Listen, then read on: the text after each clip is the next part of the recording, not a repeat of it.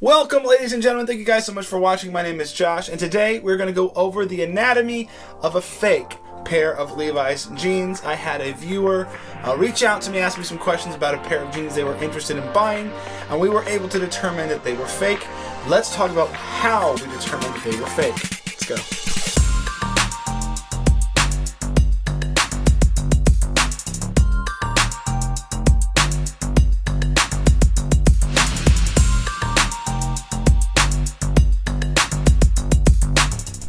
So first of all, remember that I have a video speaking more broadly about fake Levi's. You can check it out in the eye above. This covers a lot more topics, but we're going to look specifically at a pair of jeans today that we determined was fake. Now, I've said it many times, and I'll say it again. Sometimes spotting fakes is hard because there's a lot of different variation in the Levi's production quality or production manufacturing specifics, whether or not it's a different tag or a different style of rivet or what have you. Levi's been on for a long time, so there's lots of different variations. Not every different variation is indicative of there being a fake.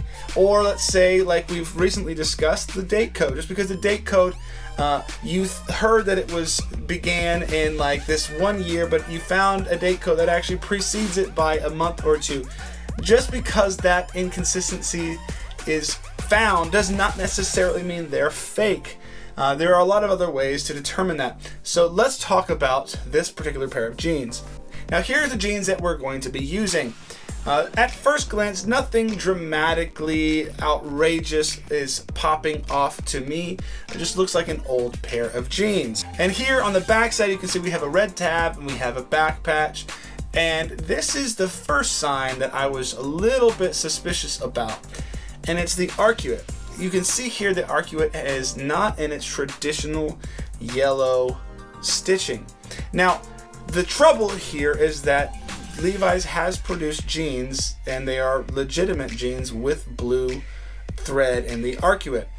But because this jean is supposed to be an older jean, at least that's what it's being advertised as, the blue stitching is not likely a legitimate element that Levi's would have included until more recent years. So let's zoom up to the back and let's take a look at the red care tab.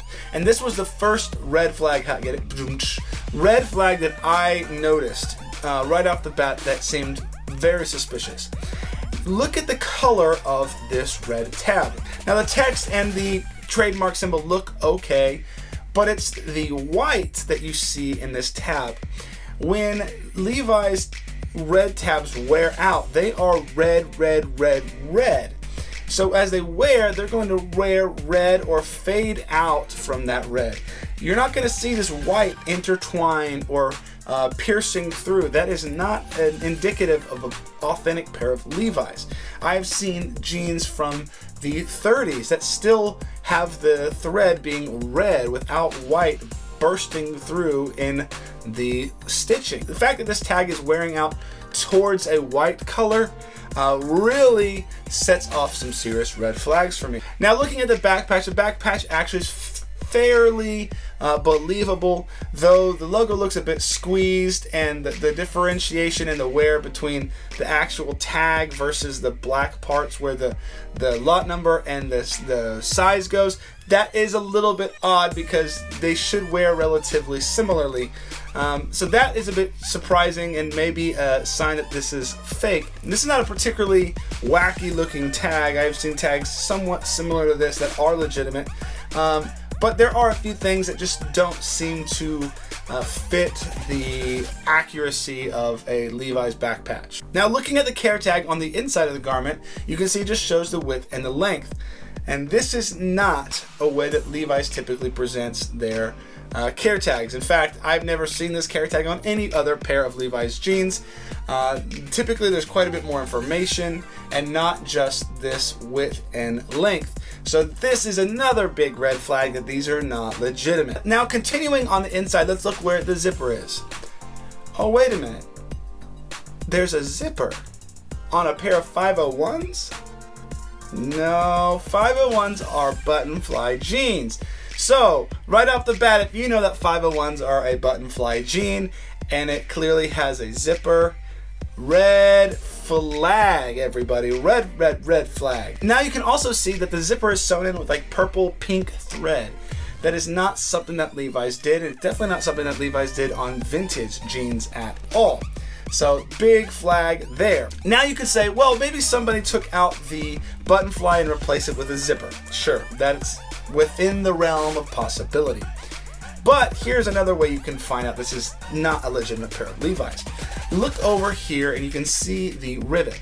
You notice the rivet has a hole in the back of the rivet. These are not Levi's rivets. Levi's rivets should be flat, have like cylindrical circles on the surface, and are solid all the way through. They do not have holes like these do. This is not a Levi's rivet. So another strike against this jean being a legitimate pair of Levi's. Now after all of those details, I'm pretty much 100% confident these are not legitimate Levi's.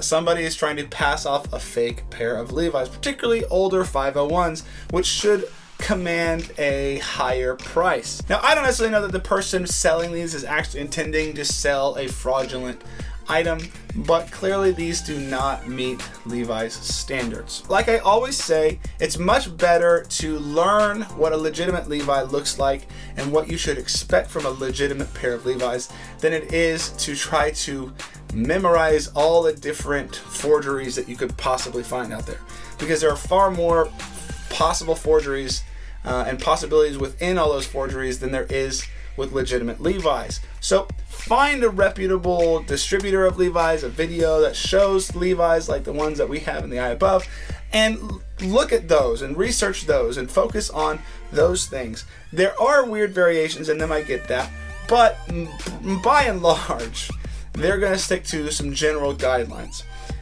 Jeans like this that are fraudulent clearly break so many of those guidelines.